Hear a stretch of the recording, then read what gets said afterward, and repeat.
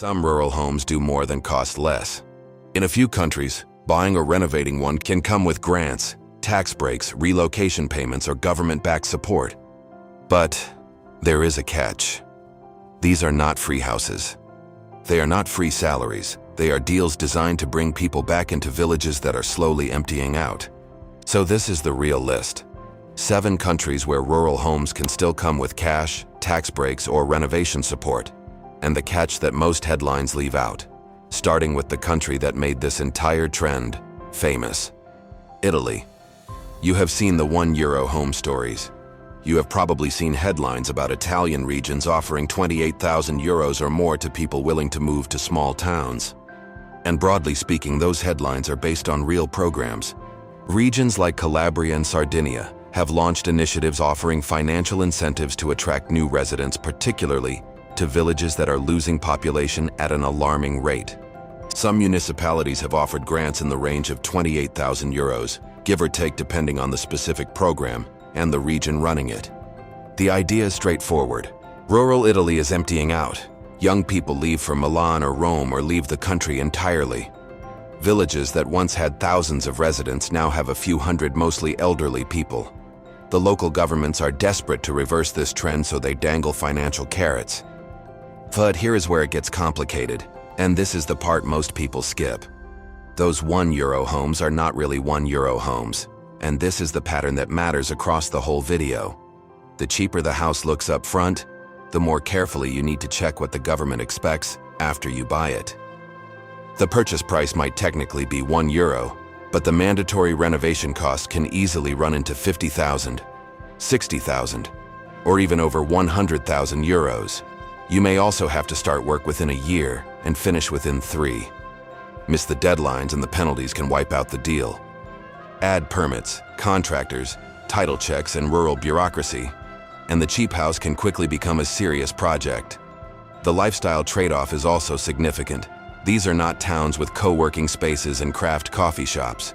We are talking about places where the nearest hospital might be 45 minutes away, and where you might be the only person under 60 on your street. That does not mean it is bad. It means you need to go in with open eyes. Now here is something interesting, and this connects to a pattern you will see across multiple countries on this list. One country on this list offers some of the largest financial support available anywhere in the world for this kind of move, but only if the property meets a very specific classification. Get that classification wrong and the difference in what you receive could be tens of thousands of euros. Keep that in mind because we are getting to that country very soon. But Italy is only the headline version. The next country may actually offer the cleanest grant structure in Europe. Number 2, Ireland. And Ireland is actually that country I just hinted at. The Irish government runs what is called the Vacant Property Refurbishment Grant, and it is genuinely one of the most generous programs of its kind anywhere. If you purchase a vacant property and bring it back into use as your primary residence, you can qualify for a grant of up to €50,000. That alone is remarkable.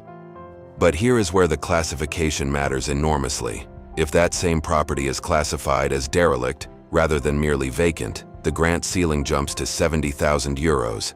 And if the property happens to be located on one of Ireland's offshore islands, places like Innis Moor, or Beer Island, or Cape Clear, the cap can go even higher, up to approximately €84,000. The difference between vacant and derelict is not just semantics, it is a technical legal distinction that determines whether you get €50,000 or potentially €84,000 in support. A vacant property is one that has been unoccupied for a defined period. A derelict property is one that is structurally compromised to a more significant degree.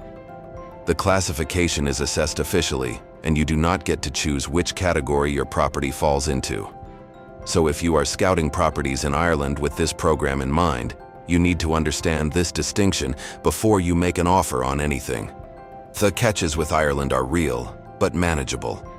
The property must become your primary residence or a rental property made available for long-term tenants. There are conditions around the renovation standards you must meet. You need to work with approved contractors, and the process involves inspections and documentation. Ireland is not a low-cost country, so the grant is generous rather than life-changing.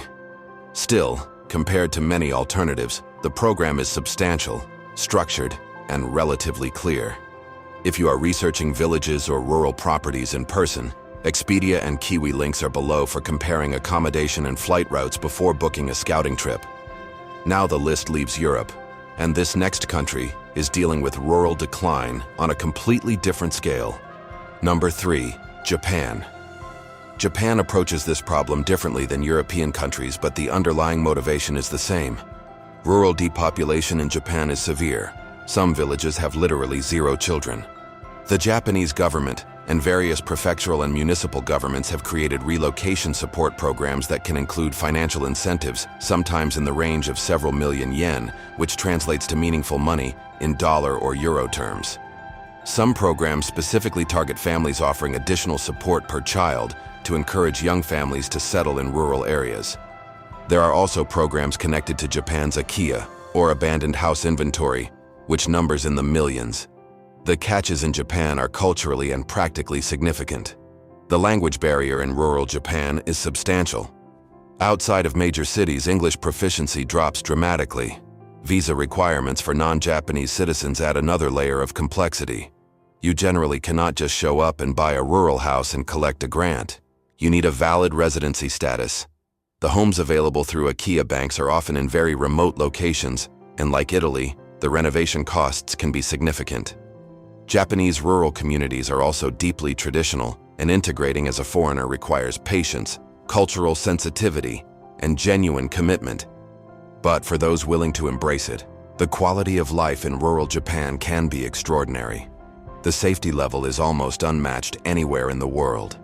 And the financial support, while not as headline-grabbing as some European programs, is real and accessible to those who qualify. But if Japan feels too culturally difficult, the next country brings the idea back to Europe, with warmer weather and easier lifestyle appeal. Number 4. Spain. Spain has been experimenting with various incentives to combat rural depopulation, particularly in regions like Aragon, Castilla-La Mancha, and parts of Galicia. Some municipalities offer plots of land at very low cost, or even free to families willing to relocate and commit to living in the area for a defined period. Others offer tax incentives, reduced property taxes, or small grants to support the transition. The specific programs vary widely from one municipality to another, which makes Spain both exciting and frustrating to research, because there is no single national program to point to. The catches include the fact that many of these towns are genuinely remote. Spain's interior is beautiful, but it is empty for a reason. Summer temperatures in parts of Castilla-La Mancha can be brutal. Employment opportunities outside of remote work are limited. And the bureaucratic process for purchasing property in Spain, while not as complex as Italy, still requires careful navigation, especially for non-European Union buyers. What Spain does offer that some other countries on this list do not is an established expat infrastructure in many regions. There are parts of Spain where foreign residents have built communities, and that social network can make a massive difference when you are adapting to a new country. And the next country takes the same rural problem and moves it onto islands that most people only think of as holiday destinations. Number 5. Greece. Greece has introduced incentives aimed at repopulating its islands and rural mainland areas. Some programs have offered financial support to families willing to relocate to specific islands with dwindling populations. The amounts vary, but the structure typically involves a monthly payment or lump sum over a period of several years, contingent on actually living in the designated area. The Greek catches are similar to other Mediterranean countries on this list. Infrastructure in very small islands or remote mainland villages can be limited. Healthcare access varies. The Greek property market can be opaque with title issues that occasionally rival Italy in complexity. And while Greece is an European Union member, making it accessible to other European Union citizens, non-European Union buyers face additional bureaucratic steps. However, Greece offers something emotionally compelling that is hard to quantify on a spreadsheet. The beauty of the Greek islands and the rhythm of life in a small Greek village is genuinely restorative. And for rural scouting trips, Sally eSIM is useful for landing with mobile data already active instead of relying on airport SIM cards or roaming charges. Link below. But the next country may be the quietest value play on this list, especially for people who want Europe without Western European prices. Number 6. Croatia.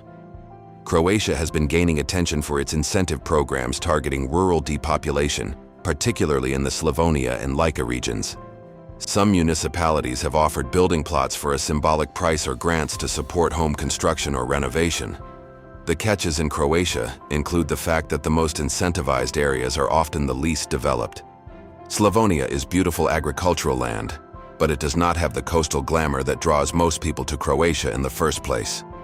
Internet connectivity in very rural areas can be inconsistent, which is a real problem if your plan depends on remote work. Property laws for non-European Union citizens have been simplified since Croatia joined the European Union, but the process still requires diligence. What Croatia does well is offer an extremely affordable cost of living relative to Western Europe, combined with a geographic position that makes traveling to the rest of Europe very convenient. If you are an European Union citizen, or can obtain residency, the rural incentive programs combined with Croatia's low baseline property prices create a genuinely compelling equation. For deeper country reports, relocation frameworks, and updated rural incentive breakdowns, Horizon Insider is linked below. And the final country is the strangest one on the list, because it is famous for being expensive, yet some villages have still paid people to move there. Number 7. Switzerland. Several Swiss municipalities, particularly in alpine regions, have offered financial incentives to attract new residents. But several Swiss municipalities, particularly in the alpine regions, have offered financial incentives to attract new residents. Some villages facing population decline have offered cash payments to families willing to relocate.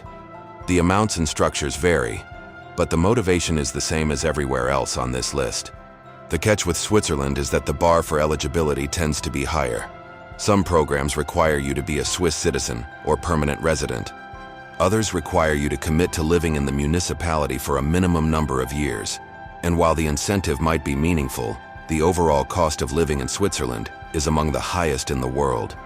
A cash grant from a Swiss village is helpful, but it does not change the fact that your grocery bill and insurance premiums will be substantially higher than in any other country on this list.